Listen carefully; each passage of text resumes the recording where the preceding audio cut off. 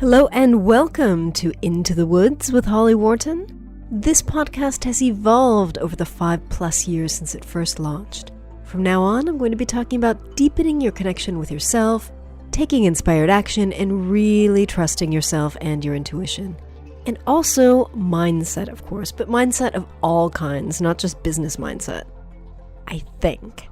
Things are changing for me, as you may have noticed if you've been following me online or listening to this podcast, so anything goes here. I hope you stay along for the ride. Thank you so much for joining us today, and now let's get into this week's episode. Hello and welcome to the Into the Woods podcast, episode 341. This is your host, Holly Worton, and I'm back with another solo episode. Today, I'm going to talk about failure. This is something that's kind of been on my mind lately, and so I wanted to explore it with you. I think this is a really, really important topic to discuss, and I can't believe I haven't talked about this before. I did do an episode with Joe Casey about, many episodes ago, number 220, which was called Why You Need Resilience in Your Business. And that's available at hollywharton.com/220, and it does have a downloadable transcript, but that was very business related. And as you know, that's not really my thing anymore. I think resilience is super important, failure is really important, but I feel like this is something I should have been talking about more. So, because it's been on my mind, we're going to talk about that today. So, what are you going to learn? I'm going to talk about what is failure and what isn't it. I'm going to talk a little bit about how to know when to give up and when to stick it out and things you need to consider. I'm going to talk about why failure is a good thing and what is it good for. And then I'm going to talk about timing and having patience, because these are kind of the aspects of failure that have been on my mind for some time. So let's get started. What is failure? Failure, I've been Googling it pretty much everywhere. It's defined as lack of success. However, it's lack of success thus far. Just because you haven't experienced success in a certain project, a certain goal yet, doesn't mean that it's a failure. It doesn't mean that you're not going to succeed next week, next month, next year, further down the line. And so that's why I have a problem with the word failure, because it's really only a failure if you give up. But yet, if you give up, or if you choose to abort your plan, project, goal, I don't think that's failure either. It just means that you have decided to terminate that project and move on to something else, or to focus on something else. There's a saying in neuro-linguistic programming, NLP, it's an NLP presupposition that says there's no failure, only feedback. And I think this is a really, really important way of looking at failure. Failure doesn't mean that you haven't succeeded and that you're not going to succeed. It just means you haven't succeeded yet.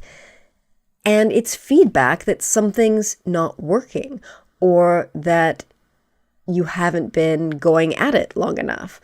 It's just feedback. It's information that can be really useful if you can learn to analyze the situation and see what's going on. So this has been on my mind lately because I've just been thinking about timing and patience, which has always been an issue for me, because I recently had my website redesigned. And if you haven't seen it yet, I've been Instagramming about it and sharing it online, and it's a really, really gorgeous website. And it was designed by my friend Alice Jennings. I'm going to link to her in the show notes as well, so you can check her out, because she doesn't just do web design, and it's a part of her business. It's not the only thing that she does, but she did a fantastic job with my site. And I'm really, really, really happy with it. So much so that I can't stop going to my website and just looking at how pretty it is, because it just feels like it really fits me. So my previous website I had done, I think like 3 years ago. And it just didn't feel like it fit me anymore. It just felt really uncomfortable. And every time I looked at the branding and the website, I just thought, ugh, this isn't right. It doesn't fit me. But I didn't have a clear vision of what did fit me. I didn't have a clear vision of what I wanted until all of a sudden I did. Something just clicked. I knew the look and feel I wanted for my website. I realized I had been collecting a series of like stock images and photos that I really liked and got in touch with Alice, and she started putting it together. And in less than 2 weeks, I mean, really, this took 10 days from start to finish, it was done. So now I have something that I feel like it really accurately represents who I am and what I'm doing today, whereas my previous website just did not look and feel like me. So this has got me to thinking about how everything feels like it's kind of finally coming together, and I feel like I've said this to you many times in the past.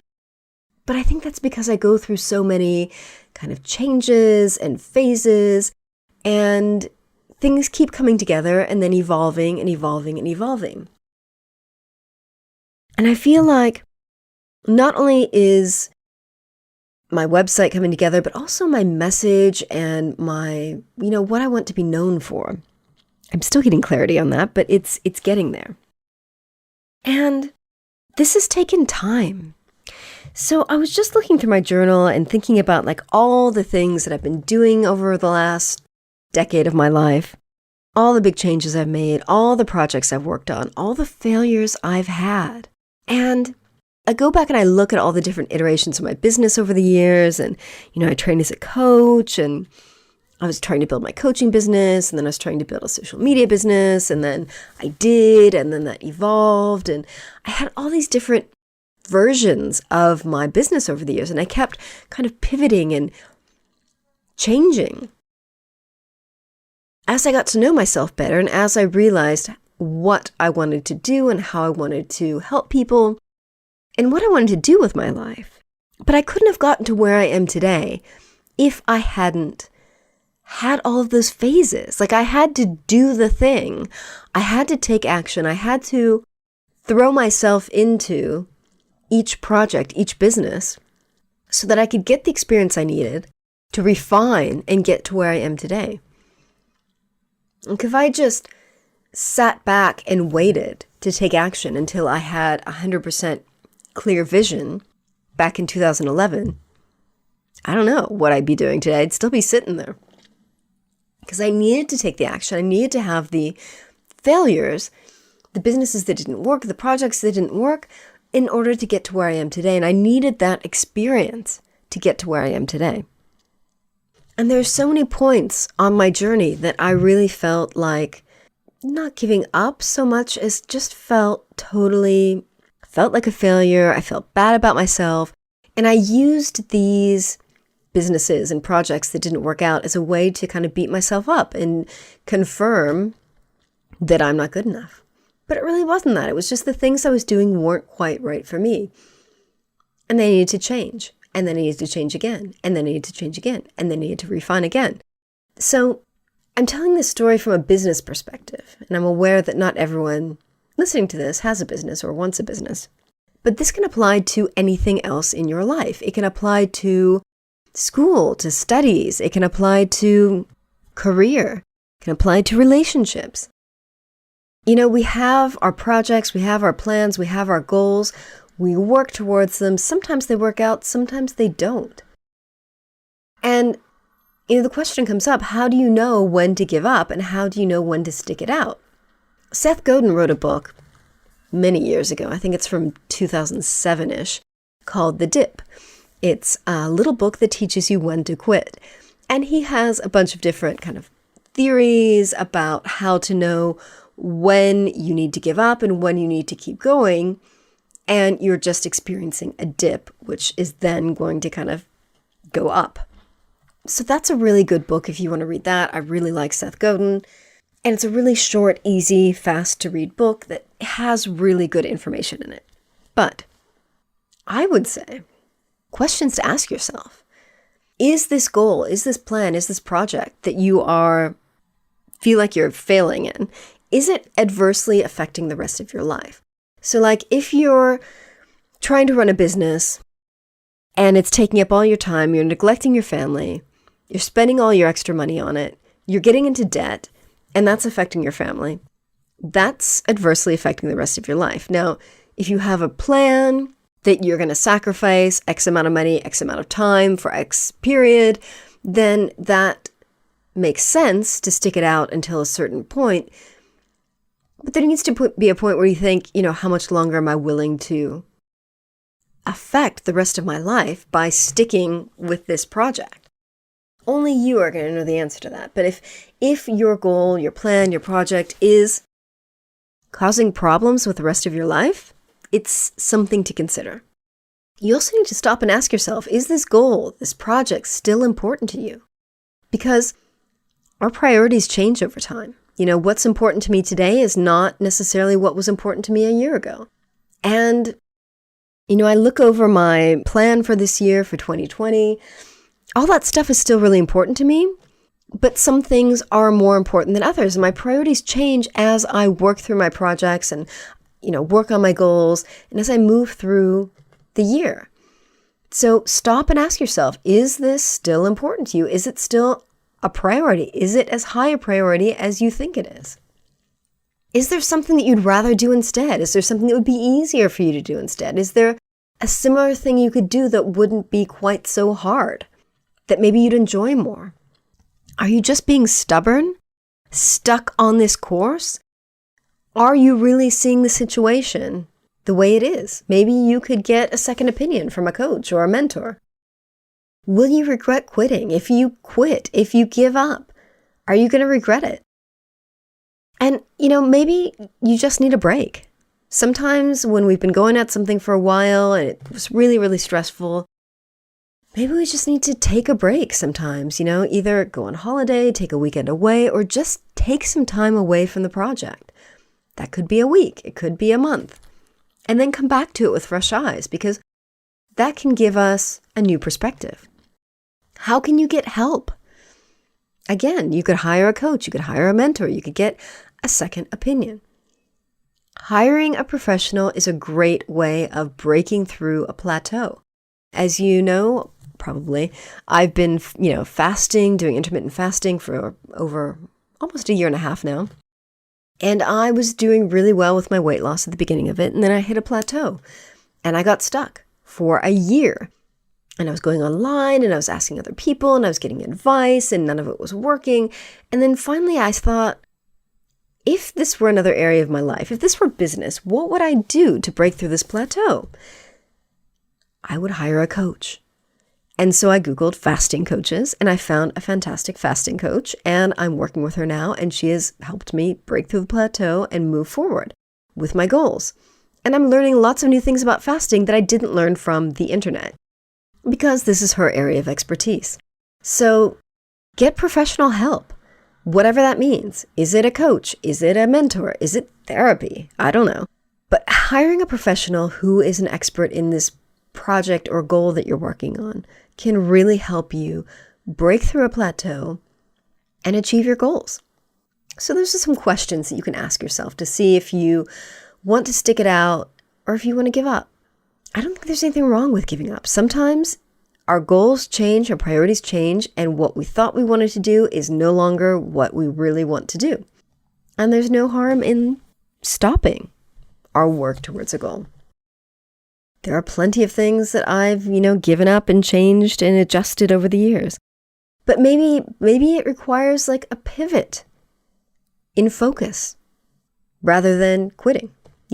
All of these questions are things that you need to explore, and really only you can answer these questions. But again, getting professional help really is a good thing. But failure is a good thing. It's good for experience. All these different iterations of my business that I've had over the years have given me a lot of experience. It's helped me know what I enjoy, what I don't enjoy, what I want to do, what I don't want to do. And it's given me practical business experience.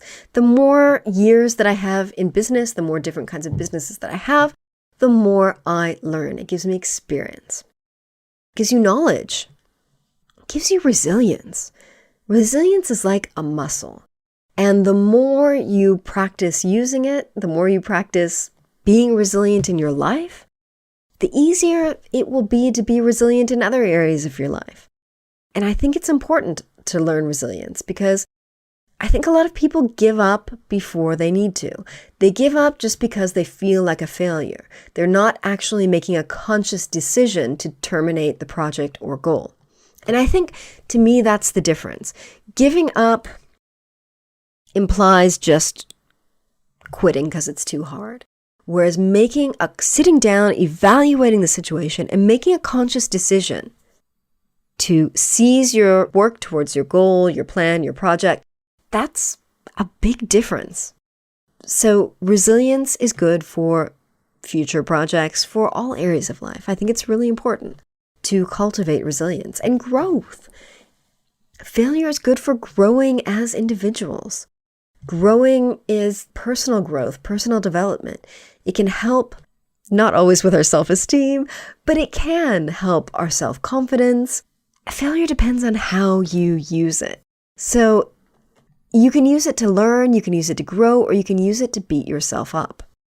You can use it to grow your self-confidence, your self-esteem, your self-worth, or you can use it to diminish yourself. It's all about what you make it. Failure in and of itself is not good or bad. It is what you use the experience for. So I would like to suggest that you make a list of all of your failures over the last year, the last 10 years, over your lifetime, maybe. Make a list of all your failures.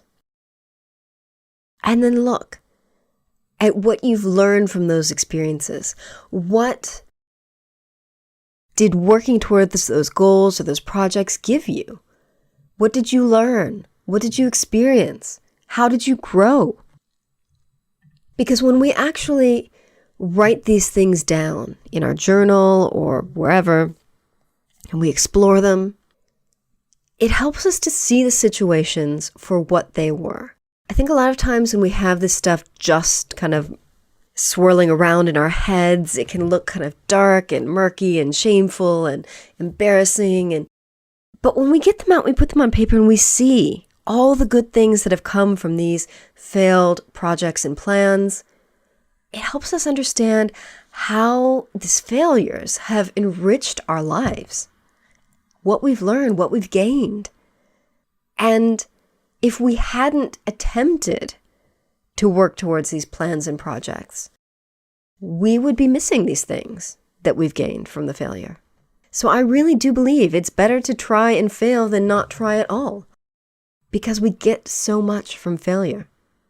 I was just looking over my 10-year review, and one of the questions that I explored was, what mistakes did you make and what did you learn from them? And one of the things that I wrote down was, honestly, almost everything was good because I learned something from it and it gave me an experience. And, there are very few things that I regret. Really, there's only one thing that I wrote down that I could think of that I regretted, because everything else went, and even that I learned from it. Everything, all my mistakes, all my failures, I have learned from them. And so they were useful. So it's really, really helpful to sit down and look at these failures and see how they've helped us. Otherwise, our mind gremlins can just use them to beat ourselves up. What lessons have you learned as a result of these apparent failures? And in regards to timings, because this is another big part of what I've been thinking about.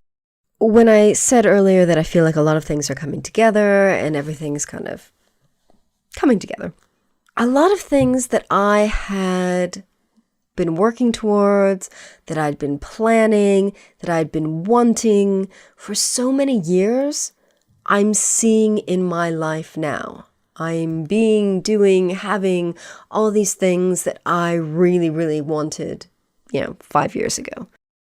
And I really wish that I hadn't thrown away all of my old Leonie Dawson planners that I used to use, because she used to have, well, she still does the planner every year, but in the planners, they have this list of 100 things that you want to do. And a lot of those things are now happening in my life. So they didn't happen the year that I wanted to do them. I didn't make them happen the year that I planned them.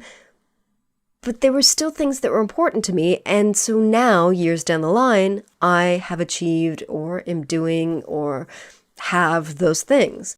So I think it's important to also recognize that life doesn't always happen in the timeline that we would like it to happen. We don't always get things when we want them. But I think if there's things that are still important to us and we keep working towards them, they can definitely happen. I'm seeing the evidence of that in my life today. And so that's why I think being patient is so important. I think patience is kind of part of resilience, or maybe they go hand in hand. Because patience is something that I've really struggled with. And I think because I've been so impatient over the years, I've gotten really frustrated with myself for not achieving things, for not necessarily doing all the things that I wanted to do. A lot of things didn't happen in the timeline that I wanted, but they're happening now. And, honestly, I don't know what makes some things happen faster than others. Maybe it's the priorities that we put them in, the effort that we put towards them, or maybe it's how aligned they are with our soul and what our soul wants to experience. I don't know. It's probably a combination of those things. But I think patience and respecting the fact that timing isn't always what we want it to be, I think taking into consideration both of those things can help us have the resilience that we need to continue working towards our plans and projects and goals, even when we feel like we're failing. So I think I'm going to wrap this up. I think this is a really important topic. Perhaps I'll revisit this with someone else. I really look forward to hearing your thoughts on this topic. As always, I love getting emails from listeners because it helps me to know what's important to you and helps give me ideas for future episodes. So please let me know how you feel about failure, how you feel about failure in your life, and if this episode has given you a different perspective on your past failures and how maybe you're feeling about current things in your life that maybe aren't feeling very successful. I think a lot of times we need a string of failures before we can achieve success in something. And I don't think that's always the case. Sometimes, we achieve success, right off the bat. But a lot of times it takes trial and error. And failure is a big part of that trial and error. So really, I would love to invite you to look at your past failures, see what you've learned from them, and see how they've enriched your life. So that's it for now. Next week, I will be back with another solo episode. As always, I would love to hear your feedback. So you can email me at holly@hollyworton.com or find me online and get in touch there. Thank you so much for listening. And remember to visit hollyworton.com/341 for the show notes on this episode. And so you can see the pretty new website. It's so lovely. Thank you, thank you, thank you. Have a great week. Thanks so much for listening to Into the Woods with Holly Worton. You can find more information about today's episode, including links for topics that were discussed, at hollyworton.com. That's HOLLYWORTON.com. If you'd like to connect with other listeners and get support on your journey, I would love for you to join my private community on Patreon. That's patreon.com/Holly Worton. That's patreon.com/Holly Worton. Thank you so much for listening, and I look forward to seeing you next week.